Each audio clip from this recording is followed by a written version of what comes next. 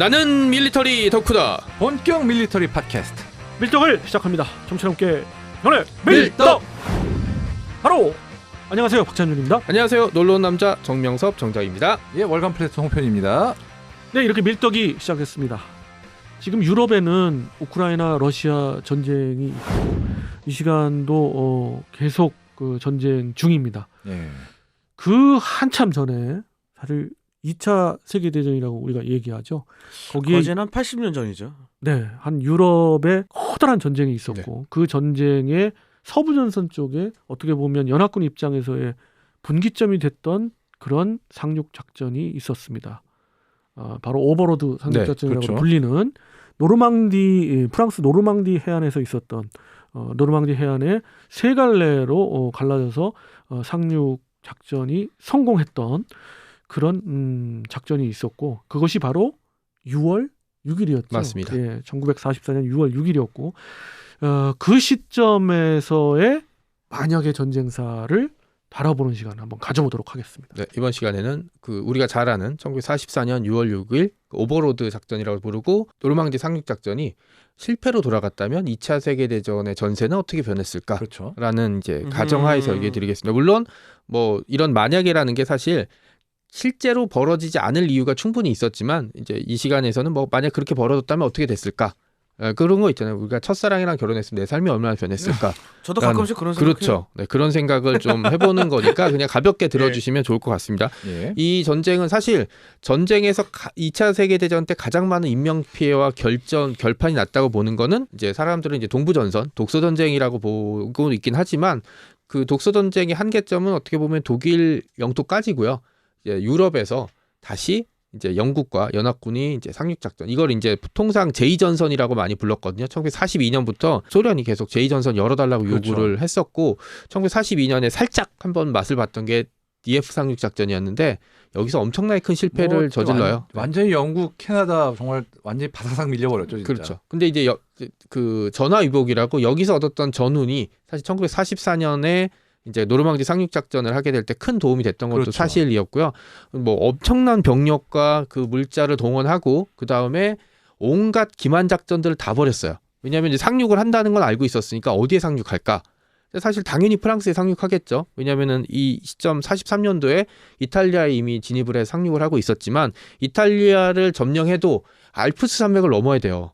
그래야지 이제 그 프랑스랑 독일로 넘어갈 수 있었기 때문에 사실 여기서는 주력 전선이 될 수 없고 결판을 하려면 프랑스에 상륙해서 프랑스를 해방시키고 독일로 들어가야 된다라는 건 누구나 다 알고 있었어요. 히틀러부터 롬멜, 그다음에 아이젠하워, 그다음에 뭐 82 공수, 100일 공수 다 알고 있었어요. 근데 처칠만 정말 오랫동안 버텼죠. 그렇죠. 이게 지금 북유럽으로 들어가면 안 되고 유럽의 부드러운 아랫배부터 찌르고 그렇죠. 들어요. 사실 이탈리아 침공도 처칠의 고집이 사실 굉장히 그렇죠. 커서 진행된 거거든요.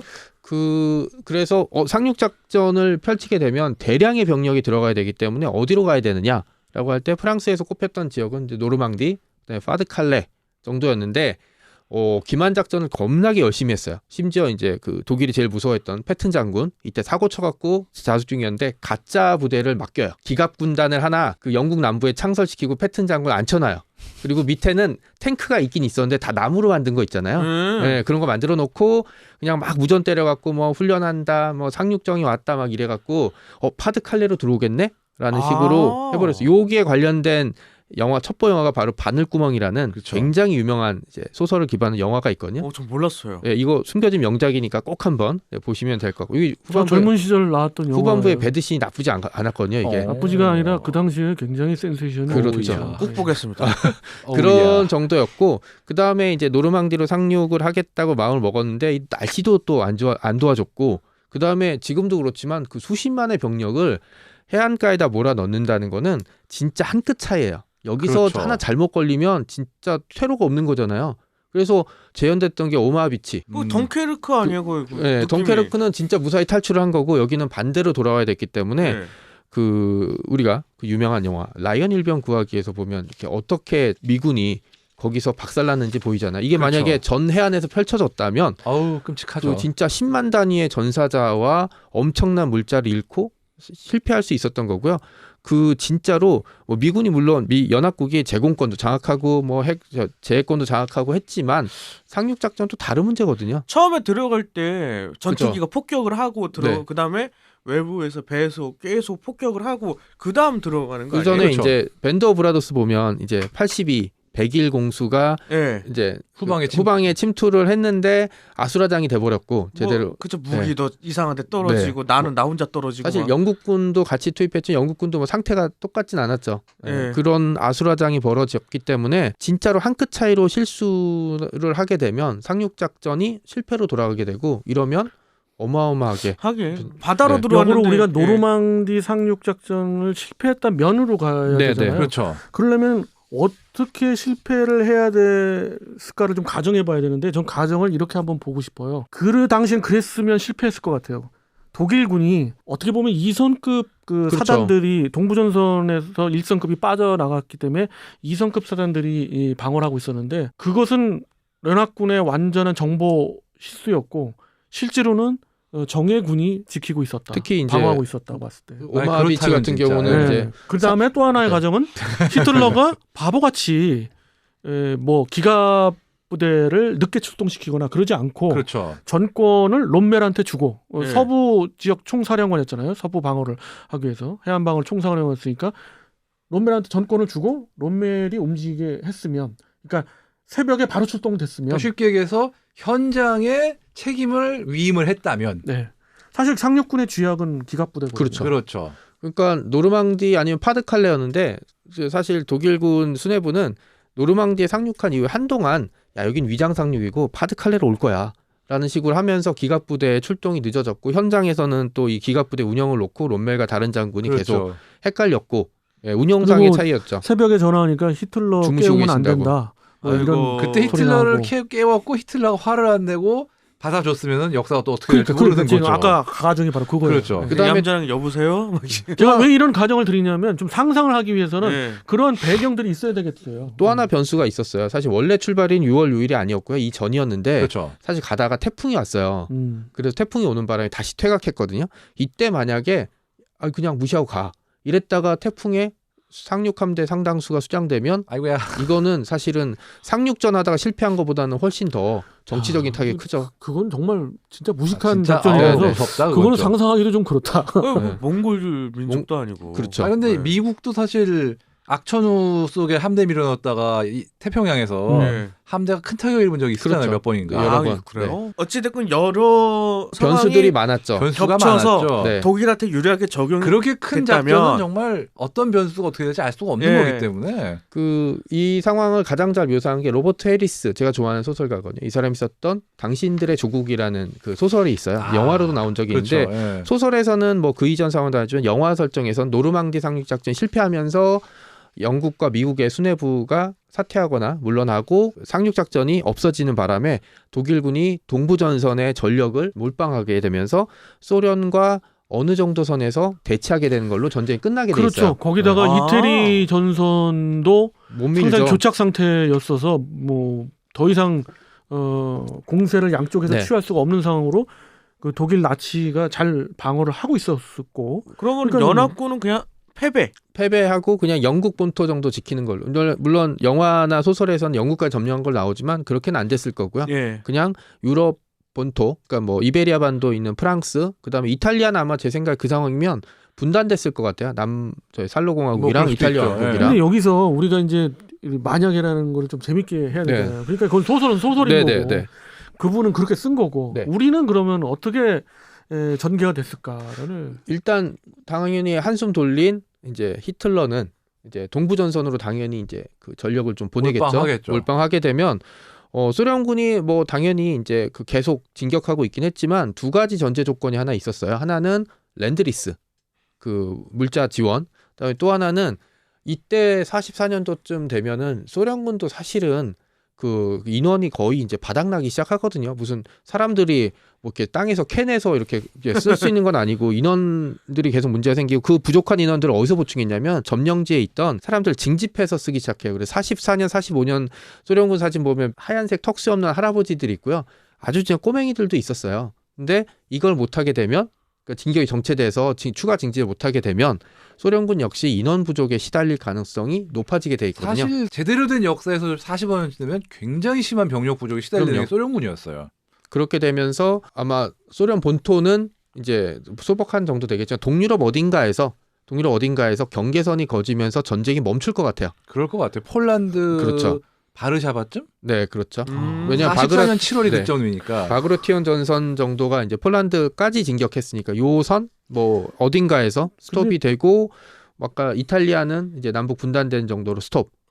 그다음에 이제 영국이 44년도에 공격을 못 한다면은 다시 준비를 하게 되면 45년은 넘어가야 되거든요. 44년 6월에 실패하게 되면. 근데 44년 6월에 실패하면 그 다음 해까지 과연 그 잃어버린 전력을 복구해 가지고 북유럽에 들어갈 엄두는 날까라는 생각이 들어요, 진짜. 전사를 살펴보면 네. 그 당시 소련군의 위세력, 바그라티온 네, 작전으로 몰아붙일 때의 위세력은 다른 어떤 공세했던 것보다는 상당히 그 물자나 무기 체계나 그 병력이 굉장했어요. 그렇기 때문에 저는 그런 가정, 그러니까 중간에 소련이 진군을 멈출 수 있다는 가정은 아무리 서부 전선의 병력들을 가용할 수 있다 하더라도 정말 2선급 부대였고 그것이 뭐 혹여 1선급 부대가 있었다는 우리가 가정을 했었잖아요. 그렇다 하더라도 지는 해. 그러니까 모든 전쟁은 총력전이고 그 나라의 모든 걸 쏟아부어야 하는데 독일의 가장 그 당시 어려운 점, 모든 국가 생산력이나 모든 게 소련과 비교도 아니고 물론 랜드리스 네. 이야기하셔서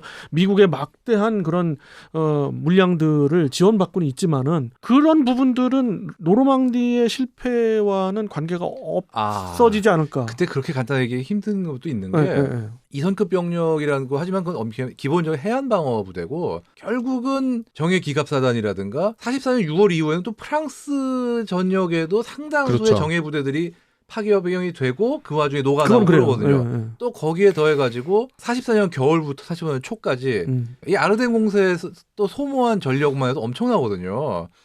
만약 바꿔 말하면은 그 전력들이 고스란히 소련을 상대할 수 있다는 얘기인데 그렇게 되면은 소련도 어려웠다. 어려웠다. 게다가 결국은 소련도 제2전선의 덕을 봤기 때문에 바그라티온이 이렇게 수월하게 쫙 된 거지. 그러니까 당시 소련이랑 이제 독일의 상황을 가장 잘 설명하는 게 소련군이 이제 나중에 전후 회고담이 우리 스팸 없었으면 다 굶어 죽었다고. 그렇죠.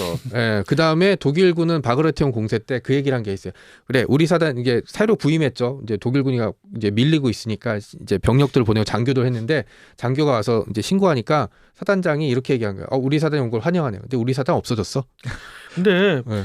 그런 부분의 또 생각들도 의견이 다 있으실 것 같은데 저의 의견은 어찌됐든 그 당시에 그 1년 전에도 그 나치 장교들은 대부분의 고급 장교들은 이 전쟁은 질 수밖에 없다는 생각을 했었기 때문에 지연은 될 수 있어요. 그래서 제가 이제 이것을 만약의 전쟁사를 저 나름대로 예측을 해본다면 만약에 노르망디 상륙작전이 실패했다면 독일의 패망은 한 1년 늦춰졌을 거다. 1년, 2년 정도 갔을 수도 그래, 있어요. 뭐 왜냐면 일단 1, 1년이든 2년 늦춰 제 생각도 그건 비슷한 게 예. 결국은 어떻게든지 독일이 망하는 쪽으로 그래서 보셨구나. 갔겠지만 왜 그 얘기를 했냐면 교착된다고 얘기를 하셔서 1, 2년은 교착이 됐을 거예요. 그러니까 그 분명히. 얘기를 안 해주셔서 그런데 뭐 교착이야. 그러니까 결국 같은 얘기인데 그렇게 전쟁이 더 끌지 않았을까. 그래서 다른 쪽 예측은 제가 해본 다른 하나 예측은 그냥 이제 이거는 예전에 이제 만약에란 책에서도 한번 나온 적이 있었는데 그냥 소련군이 파리까지 진입한다. 라는 식의 이제 예상이 또 하나 있었죠. 근데 이제 이것도 역시 그럴 수는 있겠다. 왜냐하면 이것도 역시 가정의 영역이긴 한데 당사자도 그 밑에 써놨어요. 이건 만약에고 이제 소련의 보급선이 여기까지 이어지진 않을 거고 프랑스가 이제 뭐 베를린은 모르겠지만 프랑스 같은 경우는 어쨌든 연합국이었다가 이제 이제 점령당했던 국가였기 때문에 다른 형태가 나올 것 같다라고 돼 있고 여기서 또 하나 변수가 있습니다. 미국의 핵무기죠. 그래서 이 가정의 하나 중대한 변수가 어쨌든 45년 7월에는 핵무기가 만들어지거든요. 그렇죠. 무조건. 그렇죠. 그러니까 이거를 독일에다가 쓸 수도 있죠. 만약에 그렇죠. 45년 7월까지 독일이 버티고 있었으면 당시 두 발이 있던 걸 다 히로시마 나가사키에 그렇죠. 떨군 건데 사실 더 만들어서 때릴 수도 있는 거죠. 사실 그렇죠. 원래 두 발로 끝내려고 한 건 아니잖아요. 그렇죠. 일본도 더 말 안 준비하고 들어 한 있었죠. 12발까지 준비했다고 얘기가 있었는데 아마 그렇게 되면은 베를린에 먼저 떨어질 가능성이 그렇죠. 높아요. 예. 오히려 그렇죠. 대체 역사 소설이나 일본이 이런 아니라. 쪽에도 이제 그런 식으로 그럴 이제 수도 진행하는 있죠. 경우가 좀 독일 있죠. 독일 한 4-5발 떨어지고 항복할 것 같아요. 근데 그것도 저는 또 그 부분에 있어서는 예측을 조금 달리하는 게 이오지마에서 네. 너무나 많이 죽었거든요. 네. 아 근데 어떻게 보면 이오지마 유럽 전역이 그렇게 지연이 되면은 음. 이오지마도 못 들어가죠. 태평양에서의 공세 자체도 지연이 됐을 거예요. 그러니까 만약에 이제 그 노르망디를 그러니까 상륙을 성공하면서 그 상황이었다 그러면 그럴 수 있겠다. 그럴 수 있겠는데 노르망디가 저는 실패해버리면은 아무래도 실패해버리면 좀 뭐 아무래도 좀 태평양 그렇지. 전선에도 당연히 여파가 미치겠죠. 그렇죠. 네. 지상 네. 태평양 전선에 최소한 미국군의 공세는 지연이 될 수밖에 없지 근데 않겠냐라는. 역으로 그게 실패했을 때는 유럽에 들어가지 않는다. 유럽 서부 전선으로 들어가지 못하게 되니까 결국 인명 손실을 중요시하는 미 그 당시 수뇌부 입장에서는 그래도 일본 먼저 하지 않았을까 하는 생각도 드는데. 그건 아닐 것 같아요. 왜냐면 결국은 유럽 중시였기 때문에. 아, 그래요? 예, 결국은 미국은 유럽 중시였고. 만약이니까 상상은 네. 자유니까 네. 나는 그냥 일본 할래. 근데 아니, 그- 45년 7월에 네. 이제 45년 7월까지 이제 연합국이 유럽에 상륙하지 못하고 제2전선 못 열고 계속 밀리는 상황에서 핵폭탄을 베를린에 떨어뜨린다는 거는 두 가지 의미가 있을 것 같아요. 독일 보고 항복해. 그다음에 두 번째는 소련은 더 이상 넘어오지 마라. 아, 그렇죠. 그런 것도 예. 있죠. 어쩌면은 핵폭탄이 그런 식으로 베를린에 떨어지는 것보다 어떤 좀 전술적으로 그렇죠. 뭐 독일군의 저항 거점 같은 뭐 이런 데 그렇죠. 떨어지나 이런 식으로 쓰일 수도 있는 함부르크도 거고요. 있고 있긴 예. 많이 있죠. 네. 그럼 독일에 일단 떨어졌어요. 네. 독일이 항복을 했어. 네. 근데 소련은 그만큼 밀고 들어왔을 거 아니에요. 네. 거기서 전쟁 끝이에요? 그러면 아마 저기 얼마 전에 우크라이나 이제 관련해서 이제 한국화 발언이 나온 것처럼 그냥 독일이 조금 더 독일 전체가 아마 이제 그 소련의 손에 넘어갔던가 이제 지금 동서독 분단이 좀 더 서독 쪽 영토가 좀 많이 줄어들었겠죠. 그렇겠죠. 그러니까 어디까지 그러면 아니, 소련의 역할? 그건 말 들어갔을까요? 모르겠지만은 심지어 스페인은 몰라도 아까 말씀하신 대로 프랑스가 프랑스도 분단될 수도 있죠. 분단될 수거나 아니면 다 먹힐 수도 있죠. 프랑스 왜냐하면 연합군은 들어갈 수가 없으니까. 연합군이 또 한 번에 그런 상륙 작전을 왜냐면 좀 펼칠 수 있는 방법은 없을까요? 뭐 벨기에라든지. 근데 워낙 몰빵을 사실 해버려갖고. 그 당시에 했고 사실 너무나도 치밀한 작전이었어요. 그 치밀한 작전이 있는 그 반면교사로 삼아야 될 게 물론 아까 말씀 주셨던 그런 상식도 있지만은 태평양 전역에서 많이 일본군한테 시달렸거든요. 상륙작전을 그렇죠. 하면서. 그러니까 상륙작전은 굉장히 엄청난 보급력과 물자와 인력, 뭐 무기체계 모든 것이 정말 어마어마해서 일시에 가야 된다는 거를 특히 미군은 알고 있었어요. 그렇기 때문에 노르망디에 몰빵을 했던 거고 노르망디가 만약에 실패했다 했을 때 한참 동안 거의 1년 그래서 제가 못해도 1년은 더 1년을 했어야 본 돼요. 거예요, 예, 제가. 못해도 예. 1년. 전선을 열지 못했을 거다. 어쩌면은 상륙을 포기하고 처칠 말대로 그래 이탈리아부터 어떻게든 계속 밀고 올라가자. 그렇죠. 예. 그럴 수도 있는 거예요. 산악전을 하면서 더 네. 밀고 올라가려고 노력을 했겠죠. 그러나 엄청난 소모전이었겠죠. 아니면 경우에 따라서는 이미 빨치산들이 장악한 유고를 통해서 들어가자고 해도 또 유고에서 북유럽까지도 또 먼 길이거든요, 이게.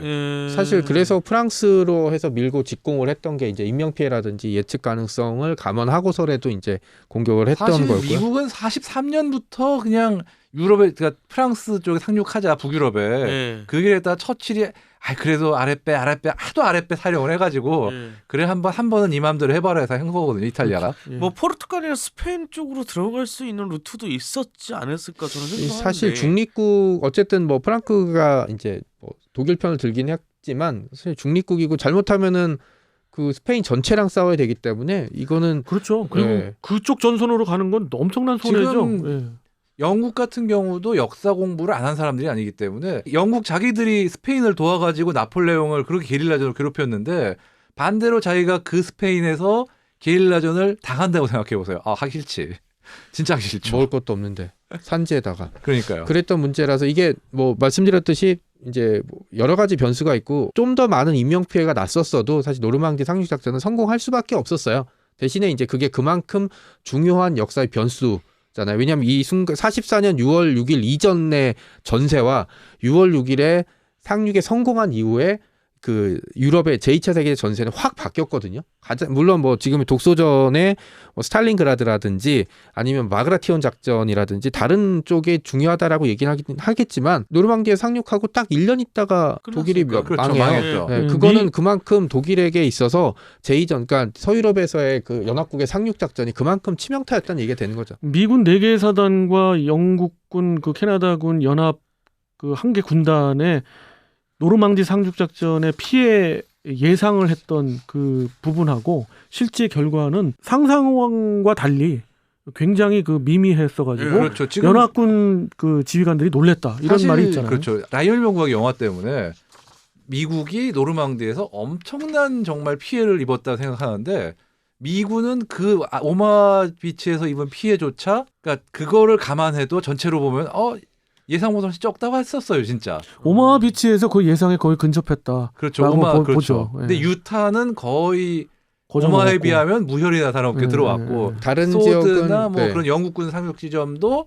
생각보다는 경미하게 들어왔고. 그러면 확실히 그 노르망디 상륙 작전 때 기만술이라든지 네. 아니면은 외부적인 폭격이라든지 아니면 공중에서의 그런 폭격들이 굉장히 유효했다는 볼수 아주 있겠네요. 성과를 거둔 거죠. 그때 기술 수준으로 보면은. 그 예. 공수부대가 갔는데 제대로 못 가고 막 영화 드라마에서 보면 다 부서지고 그러잖아요. 그래서 뿔뿔이 흩어져 버린 게 오히려 독일군도 혼란시켜 버린 거예요. 그렇죠. 도대체 얼마 정도 규모의 병력이 어디에 뿌려진 건지 알 수가 없으니까. 그렇게 낙하산 연합군이 타고, 예. 예측을 했던 가장 큰 근거는 서부전선에 예비로 있던 SS 기갑사단들의 문제였거든요. 네. 근데 그것이 나치가 병크시스를 하는 바람에 더 훨씬 적은 그런 피해가 있었던 건데 말씀대로 우리가 이제 실패를 가정을 했지만 그럼에도 불구하고 사실 그건 가정을 한 거고 어떻게든 성공을 하지 않았을까 하는 게 뭐 그렇죠. 뭐 핵무기라는 변수가 있으니까. 근데 또 조금 걱정되는 게 만약에 그래서 태평양 전선을 포기하고 유럽 전선으로 다시 몰빵한다.